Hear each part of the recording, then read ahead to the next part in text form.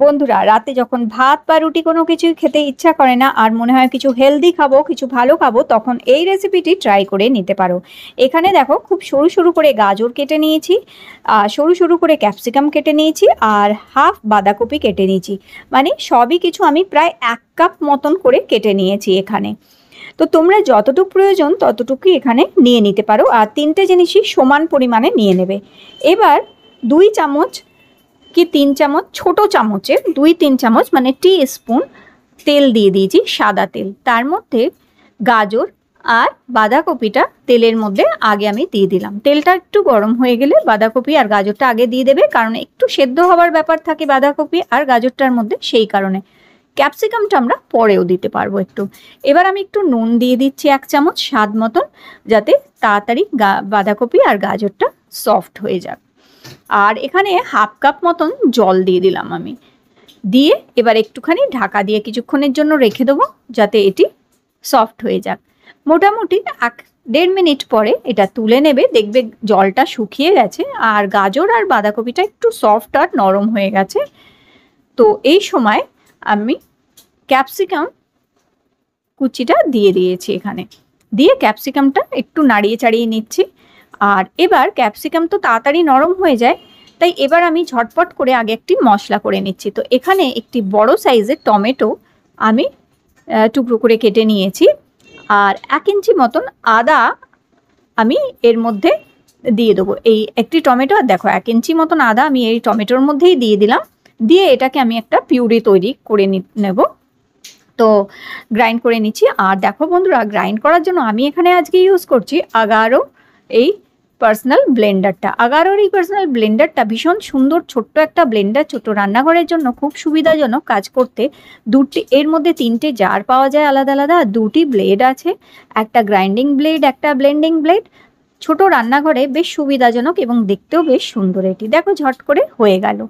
এবার আমি 1 চামচ চিনি, 1 চামচ শুকনো লঙ্কার গুঁড়ো আর অল্প 1 চামচ ভিনিগার দিয়ে দিলাম। তো এই সাথে এই সমস্ত জিনিসগুলো দিয়ে এবার এটা নাড়াচাড়া করে নেব। তো ক্যাপসিকামটা দেওয়ার পরে টমেটো পিউরিটা তোমরা আগেই তৈরি করে নেবে। আর এখানে টমেটো পিউরি, 1 চামচ শুকনো লঙ্কার গুঁড়ো, মানে যেটা হচ্ছে কাশ্মীরি লঙ্কার গুঁড়োটা দিও, দেখতেও সুন্দর লাগবে। আর 2 চামচ মতন চিনি, 1 চামচ ভিনিগার, সাদা ভিনিগার দিয়ে। আর 1 বাটি আমি এখানে, ছোট্ট বাটির 1 বাটি কিংবা হাফ কাপ এখানে আমি সিমই দিয়ে দিয়েছি, দিয়ে ঢাকা দিয়ে রেখে দিলাম। এবার আমি একটা বাটির মধ্যে 1 কাপ ময়দা আর 1 কাপ কর্নফ্লাওয়ার নিয়ে নিয়েছি। 1 কাপ ময়দা, 1 কাপ কর্নফ্লাওয়ার, তার মধ্যে অল্প একটুখানি নুন দেবে স্বাদ মতন, দিয়ে ভালো করে শুকনো অবস্থায় আগে মিক্স করে নিতে হবে। শুকনো অবস্থায় খুব ভালো করে মিশিয়ে নেবার পরে 1 কাপ জল দিয়ে দিলাম আমি এখানে। তো দেখো 1 কাপ কর্নফ্লাওয়ার নেবে, এই মাপটা কিন্তু অবশ্যই খেয়াল রেখো। 1 কাপ কর্নফ্লাওয়ার, 1 কাপ ময়দা, 1 কাপ জল, ভালো করে গুলে নেবার পর আরও হাফ কাপ জল এখানে দেবে, মানে 1.5 কাপ জল এখানে দিতে হবে। 1.5 কাপ জল দিয়ে এটা ভালো করে গুলে নিয়ে ঠিক এইরকম একটা পাতলা মতন ব্যাটার তৈরি করে নিতে হবে। একদম পাতলা লিকুইড ব্যাটার, দেখো ঠিক দুধের মতন এই রকম ব্যাটার তৈরি হয়ে যাবে। এটা ঢাকা দিয়ে কিছুক্ষণ রেখে দেবো। আর এদিকে এই সবজিটা যে তৈরি করে রেখেছিলাম, এটা অলমোস্ট দেখো জলও শুকিয়ে গেছে, খুব সুন্দরভাবে এটা রেডি হয়ে গেছে। আর যেহেতু এর মধ্যে সেমাই দিয়েছিলাম হাফ কাপ, জলটা টেনে নিয়েছে। এবার এটা সরিয়ে আমি এক সাইডে রেখে দিচ্ছি। এবার একটা ননস্টিক প্যান নেবে, অবশ্যই ননস্টিক প্যান নেবে, না হলে কিন্তু এই রেসিপিটা করা যাবে না। তো এখানে আমি ননস্টিক প্যান নিয়ে নিয়েছি। প্যানটা যখন গরম হয়ে যাবে আঁচটা একদম কমিয়ে দেবে, হাই ফ্লেম রাখবে না, লো ফ্লেমে হাফ হাতা কিংবা তার চেয়েও একটু কম দেবে, আর ভালো করে দিয়ে এইভাবে ছড়িয়ে দেবে। একদম পাতলা মতন একটা, দেখো এখানে আমাদের এরকমভাবে একটা র্যাপ মতন তৈরি করে নিতে হবে। নিয়ে এটা প্লেটের মধ্যে এইভাবে উল্টে নিয়ে নেবে। দেখো ঠিক এইভাবে বেশিক্ষণ এটা কুক করবে না, জাস্ট দেখবে ওপরটা যেই হচ্ছে ধারগুলো আলগা হয়ে ছেড়ে যাচ্ছে, তখনই এটা নিয়ে প্লেটে উল্টে দেবে। আর যে পুরটা আমরা তৈরি করেছিলাম সেই পুরটা এর মধ্যে দিয়ে এবার এটাকে এইভাবে পাকিয়ে নেবো আমরা। তো দেখো এটা রেডি হয়ে গেল। এইভাবে আরও একটা আমি দেখো এখানে নিয়ে নিচ্ছি, আর একটাও করেছিলাম, সেটাও আমি এখানে দেখাচ্ছি তোমাদের। দেখো একইভাবে কত সুন্দরভাবে এটা হয়ে গেছে। আর এই রকমভাবে মাঝখানে এটা পুর দিয়ে আর এইভাবে এটাকে যেটা হচ্ছে এইভাবে ফোল্ড করে নেবে।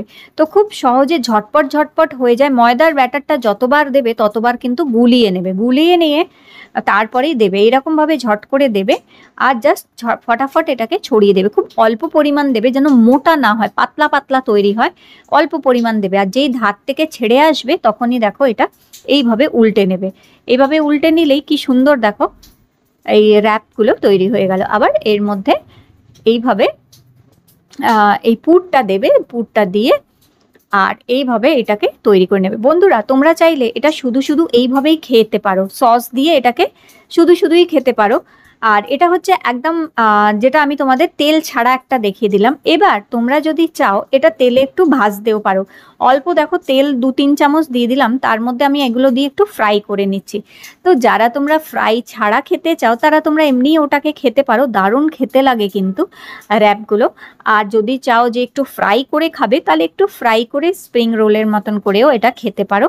তো স্প্রিং রোল দু রকমভাবেই খাওয়া যেতে পারে, ওটা নন ফ্রাইড করে আর এটা ফ্রাইড করে খেতে পারো।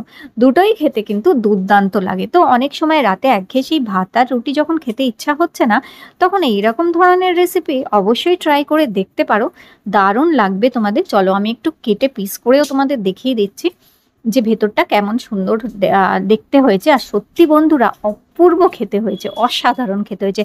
আর সম্পূর্ণ নিরামিষ রেসিপি আজকে আমি তোমাদের এটা দেখালাম। চাইলে তোমরা এটা পেঁয়াজ আদা রসুন দিতে পারো। তো আজকের রেসিপি ভালো লেগে থাকলে লাইক দিও, চ্যানেল সাবস্ক্রাইব